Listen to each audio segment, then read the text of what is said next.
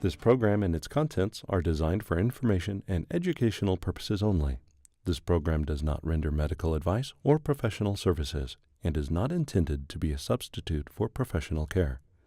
The information provided here should not be used for the purposes of diagnosing or treating a medical or psychiatric condition. If you have or suspect you may have a health problem, consult your healthcare provider.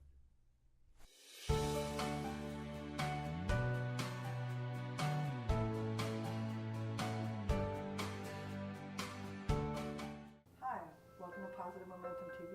I'm Diane Silva, and today we have Ilona, Holland from Life Dimensions, and we're going to discuss wellness. And we just went through a series of practices. There's 4 different segments if you want to refer to, where different experiences we felt, and maybe if there's any questions or comments, or Ilona has any instructions for us. Well, I do wanted to highlight that we're going to obviously answer questions that Diane has, or things that Diane observed. I do invite everyone that tries all 4 or one of the 4 segments and sessions together, that you might be observing and witnessing self. So that is what we call a guest of honor. That is like a best friend, just hovering above your practice, just observing the sensations, the experience as it unfolds, with no judgment. Most best friends are that way, in my experience. So just offering no judgment, just watching, or rather observing, because we can watch, but just observing and really witnessing what is going on. Diane is going to share her experience with us. So having said that, it doesn't mean that what Diane felt is something that you're going to feel in your experience, or something that you're going to observe. So we just want to make sure that you're not expecting to feel this. And I'm fairly new at this, and as you can see, not quite in the best of shape. So, I can understand where all of you have experienced difficulties. One of the things I did experience in segment 1, when we were just doing the relaxation therapy, I had some cramps going on, my foot or my back. So, I kind of breathed through those, but can you kind of elaborate and maybe tell other people if they have the experience? So relaxation therapy technique, as I studied it, and again I asked you to venture out and research and curiously explore other things, was studied in the United Kingdom, and is held in salt water tanks, where your body is buoyant and you're working with an instructor. So you're more relaxed, there's no external stimulus, and your body, with the salt being buoyant, takes on a new experience. So we've taken that relaxation therapy, less the water tank and the salt and that experience, onto our mat.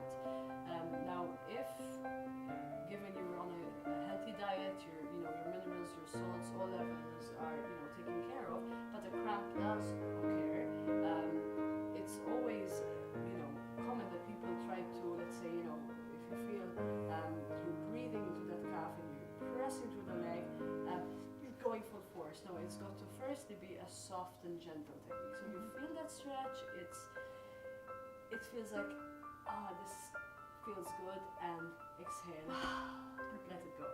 Now, if the cramp still begins to occur, I don't know about you, Diane, but we were told you get a cramp in the calf, stretch it with all your might, pull on it and stretch it.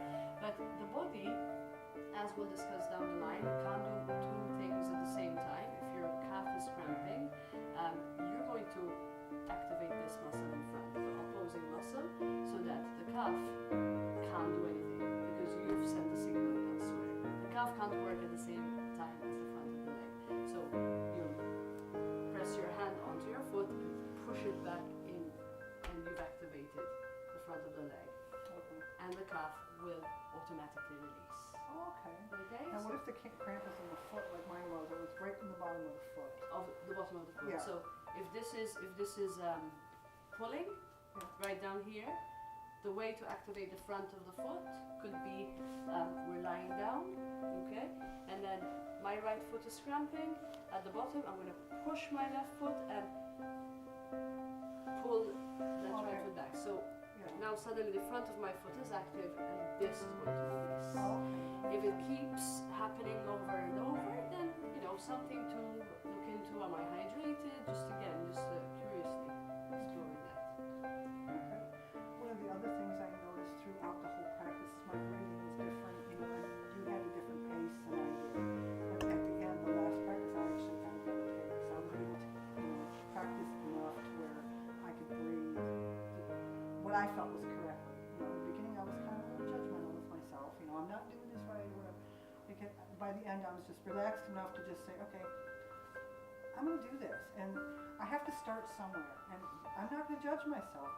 Otherwise, I'll never do it. And you answered your own question because we're not reaching a certain goal. Your inhale is going to be 20 minutes long, and your exhale is going to be 20 minutes long. There's no, goal that we're aiming for. The most important thing is to remember the meaning of practice, and practice means over and over, refining that exercise only if it's good and beneficial for you. So if I'm, raising the arms as we see in our third session together, if I'm raising the arms and it, over and over, then this is not doing me good. So, if you're breathing, but you think, okay, and then the next time it's like, okay, it feels good, I'm getting, okay. So if it hurts good, does that make sense? If it hurts good, then, keep practicing and just be. And the observing and witnessing guest, or, guest of honor, is just following and noticing. So basically what we're trying to say is go at your own pace. Maybe get yourself a little bit outside your comfort zone, because that's how you're challenged. And I don't mean, go run a 5K today if you've been sitting on the couch. The point is we have to start somewhere if this is what we want to do. And the wonderful thing I think I've believed from this is, I slow myself down. I'm more relaxed. And I mentioned something to you, I think it was during one of our breaks, is that maybe if we do one of these techniques before we eat, I'm planning to try this and see if maybe I'll slow myself down and be more conscious when I eat.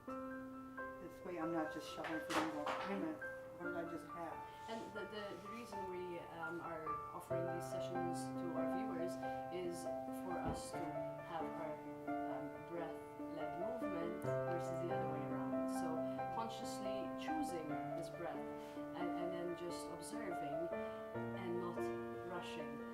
Something is happening before you, but you're so embraced in this breath, and again, no attachments, not relaxation or serenity or tranquility or I'm not achieving that. Just a breath, observing, and then your actions are centered and balanced versus a reaction. Right, and you had mentioned that, okay, let's say you're in a situation where you start out your day, everything's great, and then you maybe get an email or a call or something. If you're using these techniques, I know what you take it from Yes, there. and the stimulus happens. We're going about our day, and we have control of our choices, and things happen before us. So if you consciously breathe, and again, it takes practice to incorporate this breath and come from that space most of the day, then the stimulus or the email will be open, and you are able to just remain with the breath, see what's in front of you. I'm breathing in, I'm breathing out, I need to take action. Where is my action coming from? Versus I'm reacting on impulse. I've replied to the email in the first 10 seconds, and then I'm like, oh gosh, I should have so held back. So just being with that breath is the rest and digest, the relaxation response, the parasympathetic nervous system that can only happen on its own. Once the fight or flight kicks in, they can't do both at the same time. There's one tunnel, they can't pass through at the same time. So your choice, which one is it going to be? And my suggestion for me and everybody else who's interested is, let's shoot for the rest and digest. There's enough stress around us, let somebody else worry about it, and maybe they'll learn from us because we're calm and getting through. And I invite the viewers to just join us if you can. They're very short segments. Start with the first, and just observe Diane's journey to the end of the last session, and just see if you notice any difference. Right. Well, there you go. Now I might have to go look. Anything else, Diane? I don't know if there was think- anything that you observed that we could address. No, I think we just modify as much, you know, if you need to modify, you know, I'm not gonna move like you will, you're a practice, you know, you do yoga, you do breathing. I'm just a beginner, I'm not gonna move like you. Yes.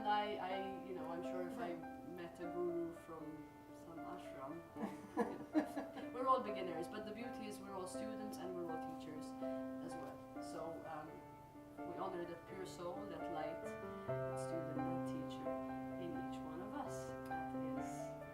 We do invite you, once, you know, to please practice, and once you feel challenged, find it, you know, look and research and find the next step for you. And observe what is going to serve you. Is it a community class? Is it a practice alone in the comfort of your own home? The beauty is we're in it together, and just reach out. Go out there. I'm available if you need to reach out to me. We'll have Ilona those. Holland, Yeah. Life Dimensions. It's ilonaholland.com, and I'm available if you have any questions anytime. Right, and you can contact us as well. Thank you very much, Ilona. Thank you, Diane. It was This- indeed a pleasure, and I hope to be seeing you sometime soon. Yeah. Namaste. Namaste. Thank you very much.